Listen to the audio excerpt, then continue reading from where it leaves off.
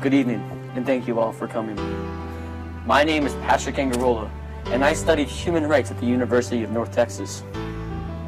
After years of research, I find it remarkable that Nelson Mandela is not in the Human Rights Hall of Fame.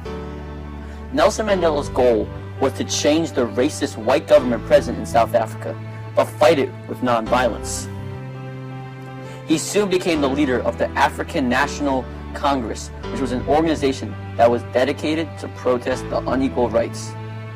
But freedom would come with a price, because in 1956, he would spend the next 27 years in prison.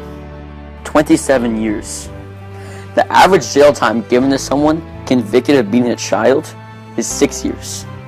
Being a spouse, 4 years. But Nelson Mandela spent 27 years in prison. 1 in 9 murderers are freed from prison in less than 10 years.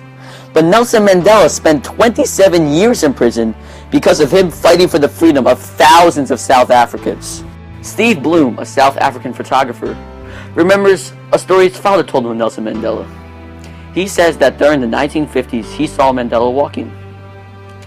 Then Mandela found a white person whose car had broken down on the side of the road. After fixing the engine, he was able to start the car, and the woman tried paying Mandela, but he didn't accept. The woman was curious as to why a black man would fix her car if he didn't want any money. He responded saying, because he was stranded on the side of the road. 3 years later, Mandela would be arrested. Nelson Mandela's story is very similar to Martin Luther King Jr., who is well known for fighting against segregation in the United States. He too spent lots of time in jail, but Nelson Mandela spent way longer. In 1990, Mandela was freed from jail at the age of 71. He continued fighting the white government, and his goal was to end the political domination by the white male president in South Africa. 3 years later, Mandela and the president of South Africa signed a constitution where they were able to balance majority rule. In 1994, Mandela would be given his chance to rule the country as he was voted president. Although there is still lots of poverty in South Africa, in Nelson Mandela's 5 years in office, he was able to create a non-violent country, which at the time had lots of crimes and riots.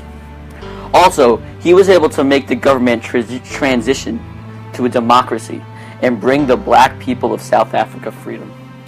In 2013, the world lost Nelson Mandela.